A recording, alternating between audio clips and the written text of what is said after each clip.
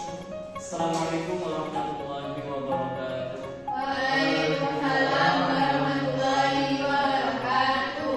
Oke, anak-anak, sebelum memulai pembelajaran kita berdoa. Pada pembelajaran ini kita dengan sabar. Kita berdoa.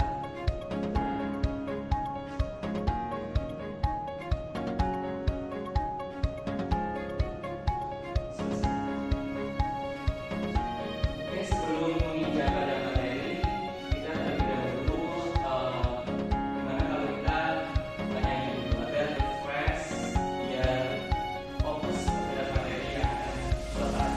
Jadi kita nyanyi tentang lagu nasional atau lagu wajib ya. Ya Pak. Apa kalian tahu apa lagu wajibnya? Belum dikasih tahu Pak. Jadi kita menyanyikan lagu Garuda Pancasila. Ya siap. Ya. Pancasila, aku mendukungmu. Patriot proklamasi, sedia berkorban untukmu. Pancasila dasar negara, rakyat adil makmur sentosa. Beri bangsaku, ayo maju, maju, ayo maju, maju, ayo maju, maju.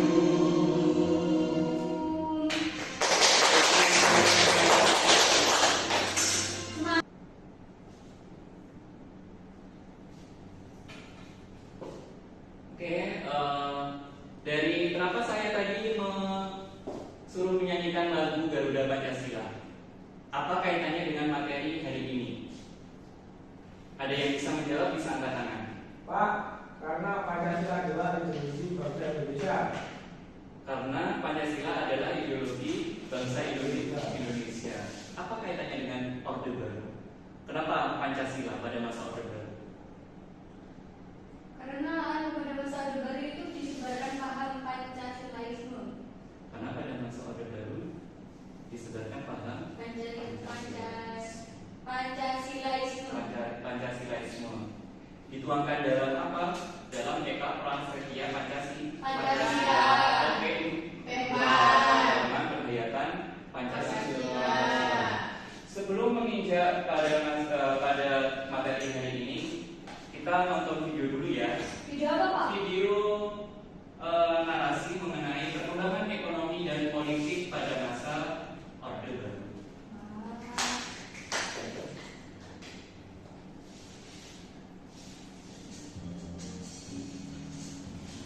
Pada 19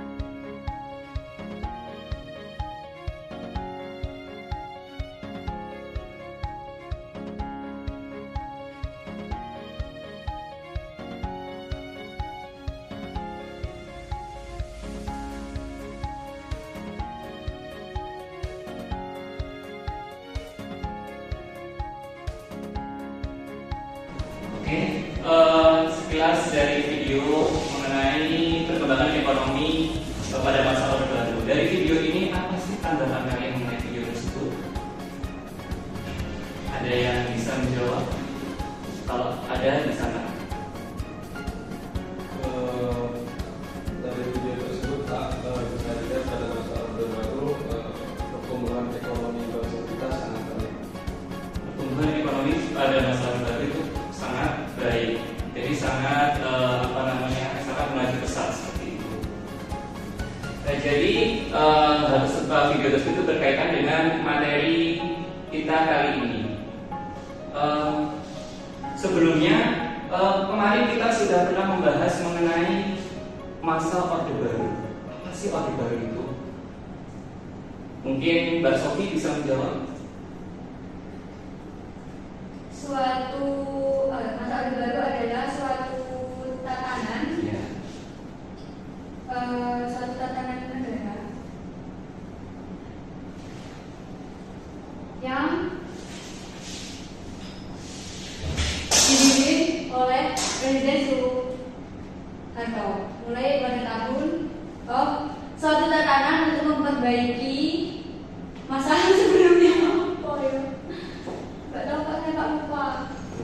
Mungkin Mbak Dwi Ayu bisa menambahkan. Kalau menurut saya itu masa orde baru itu merupakan suatu sistem pemerintahan yang dimana pemimpinnya itu Bapak K.H. Muhammad Soeharto. Beliau itu menjabat selama 32 tahun, yakni dari tahun 1966 hingga 1998. Iya itu Pak.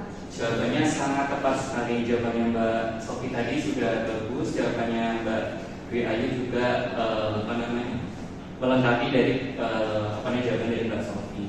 Jadi orde baru itu adalah perubahan tatanan yang terjadi pada masa orde lama.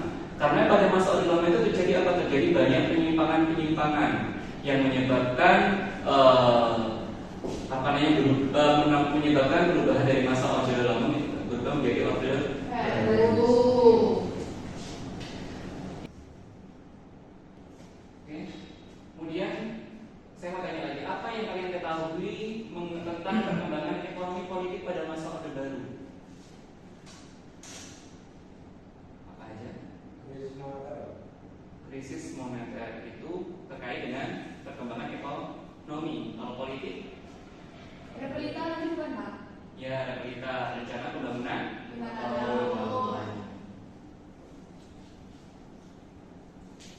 Jadi yang pertama itu adalah pembentukan kabinet pembangunan. Coba dibaca Mas Hanif. Ya. Pembentukan kabinet pembangunan. Presiden Soeharto dalam upaya menjalankan pemerintahan segera membentuk kabinet yang disebut Kabinet Pembangunan 1 pada 6 Juni tahun 1968. Nah, jadi Presiden Soeharto ini dalam upaya menjalankan pemerintahan atau roda pemerintahan itu segera membentuk kabinet. Ini adalah salah satu kabinet pertama yang dibentuk oleh Presiden Soeharto, yaitu pada tanggal 6 Juni 1968. Selain itu ada apa lagi? Yaitu stabilitas penyelenggaraan. Ini yang tadi kita sudah kita sudah menyanyikan lagu yaitu apa? Depolitisasi parpol dan ormas dilakukan oleh pemerintahan orde baru melalui penyeragaman ideologi yaitu Pancasila yang disebut dengan apa tadi? P. Selanjutnya itu adalah pemilu. Jadi pemilu pemilihan umum. Coba dibaca Mbak Sofi. Perkembangan politik ekonomi pada masa orde baru yang ketiga adalah pemilu. Pemilu pertama pada masa orde baru atau pemilu yang kedua bagi bangsa Indonesia dilaksanakan pada tahun 1971. Pemilu dilaksanakan dengan luber atau langsung, umum, bebas dan rahasia. Jadi perkembangan politik pada masa orde baru itu yaitu selanjutnya adalah pemilu. Jadi pemilihan umum ini diadakan pada tahun 1971. Dengan asas apa? Sudah menggunakan asas luber atau langsung, umum, bebas, rahasia. Selanjutnya yaitu perkembangan politik ekonomi pada masa orde baru yaitu dui fungsi ABRI. Apa sih artinya dui fungsi ABRI? Coba ada yang tahu sebelumnya? Ya. Kalau dua itu kan artinya dua Pak, berarti dua fungsi ABRI. Seperti namanya Saya. ya Dwi Ayu ya. Jadi dui fungsi ABRI itu diartikan bahwa ABRI itu memiliki dua fungsi, yaitu fungsi sebagai pusat kekuatan militer Indonesia dan juga fungsinya di bidang sosial.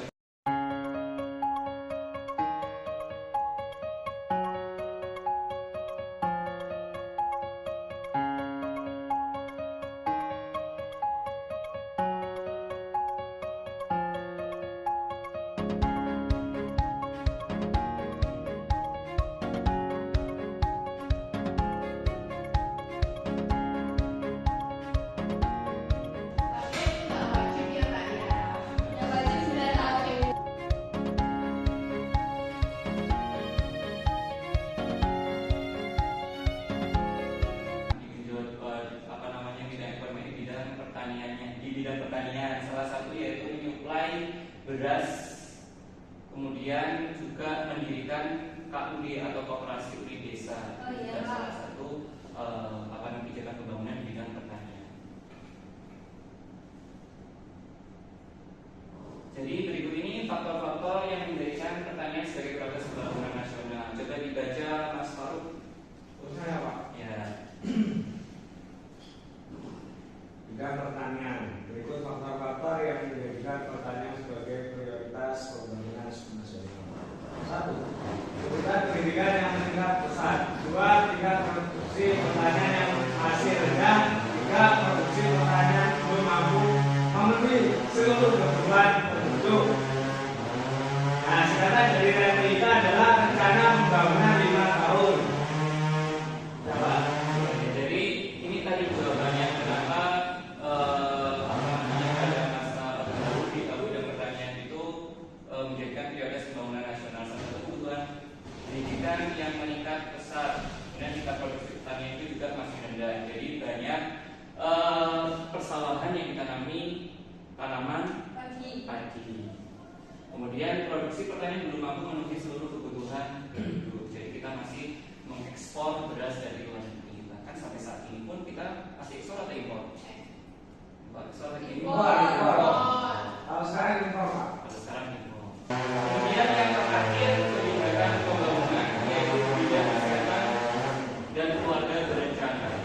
Salah satunya apa ini? Logo apa? Kami Pak, keluarga berencana. Keluarga berencana. Dua anak lebih baik. Ting. Kalau di mana kalian bisa tahu dua anak baik dari mana? Itu Pak Itu Kak. Pak. Oh, Ya, itu oh. anak-anak Ini besar anaknya sama dua. anak kecil. Adik sama Iya. Jadi ini dilihat dari apa ini gambar ini ya? Iya. Dua anak laki-laki dan anak perempuan, seperti ibu dan ayah. Jadi bidang kesehatan dan keluarga berencana itu adalah salah satu kebijakan dari pembangunan pada masa Orde Baru. Oke. Kebijakannya apa berarti Pak kalau kamu itu? Jadi program keluarga berencana. Jadi pada masa Orde Baru itu kebijakan pembangunan bidang kesehatan itu yang pertama kali dibuat itu adalah keluarga berencana. Sekarang menjadi apa?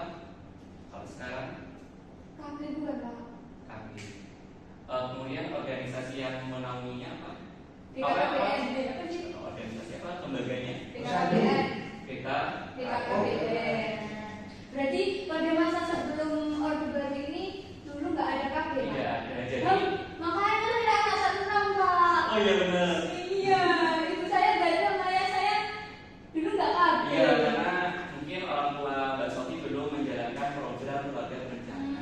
Iya Pak, kan saya lahirnya tahun 99 pada akhir masa Orde Baru. Berarti ibu saya sama bapak saya Iya, kurang iya. patuh ya Pak? Iya, Sama jadi- kebijakan Orde Baru yang KB ini. Ya, jadi pada masa Orde Baru itu keluarga atau masyarakat Indonesia itu anaknya banyak-banyak sampai 11, 12. Iya Pak, saya setengah muslim. Ya kan kalau dulu itu banyak anak banyak rezeki. Banyak Iya, anak. benar Pak. Orang Jawa kayak gitu Pak. Oke, mungkin dari materi hari ini mengenai perkembangan politik dan ekonomi pada masa Orde Baru ada yang ditanyakan? Cukup jelas Pak. Cukup jelas. Oke, selanjutnya Bapak akan membagi kelompok. Jadi kelompoknya itu terdiri dari masing-masing dua kelompok yang terdiri dari dua orang. Baik Pak. Dari dua siswa atau siswi ya. Tugasnya apa Pak? Tugasnya yaitu presentasi. Presentasi. Kalian bisa cari sumbernya itu melalui internet. Bisa Google. Ini tentang Materinya mengenai perkembangan politik pada masa Orde Baru yang sudah saya jelaskan tadi. Kalian bisa memilih di antara beberapa tadi. Saya perkembangan ekonomi Pak. Iya boleh. saya Oh. Tadi kan sudah saya jelaskan tadi ada kayak stabilitas penyeragaman, ada stabilitas politik, kemudian ada dengan fungsi ABRI, kebijakan dalam pembangunan dan sebagainya. Itu kalian bisa memilih salah satu. Ya. Boleh. Nanti kalian bisa kalau sudah siap bisa dipresentasikan di depan kelas. Baik, Bapak. Sudah paham?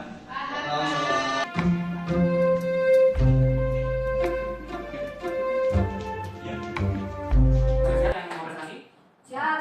Oke, kalau sudah siap bisa dipresentasikan mengenai hasil apa tadi yang analisisnya mengenai perkembangan di fungsi aktif saya jelaskan.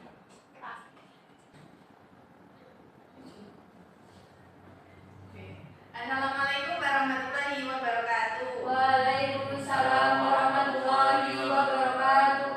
Di sini kami dari kelompok 1 yaitu terkait mengenai difungsi APRI. Nah, kami akan menjelaskan terkait materi difungsi APRI, di mana difungsi APRI ini merupakan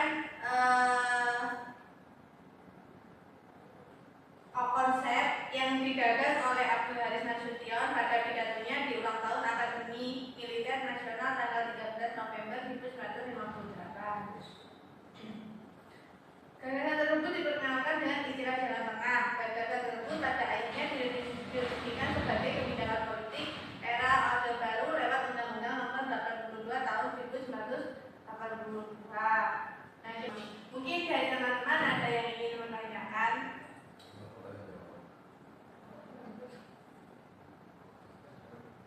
Pak, saya bertanya. Ya, bisa. Perkenalkan nama saya Sofia Rizandro, absen nomor 16. Dan tadi sudah dijelaskan tentang fungsi APRI. Nah, saya ini belum menangkap apa sih sebenarnya fungsi utama dari APRI itu sendiri. Oh, jadi sepemahaman saya, nanti tolong diluruskan Pak ya, Iya. Pak ya. ABRI itu kan Angkatan Bersenjata Republik Indonesia. Jadi fungsi utamanya adalah mengamankan bagaimana Indonesia ini menjadi negara yang aman. Dari apa? Dari pihak-pihak asing, seperti perang dan sebagainya. Kan ini kan tentara, seperti itu. Berarti APRI ini hanya sebenarnya hanya berperan pada bidang militer. Ya, bidang militer saja. Ya, tapi Karena ada. kita keluarga sipil. Oh iya. Tugas sipilnya adalah mengamankan negara. Ya. Baik, terima kasih. Oke, terima kasih jawabannya, Sofi. Ya mungkin itu saja yang dapat kita sampaikan. Kami mohon maaf atas kesalahan. Ya. Assalamualaikum warahmatullahi wabarakatuh. Waalaikumsalam warahmatullahi wabarakatuh.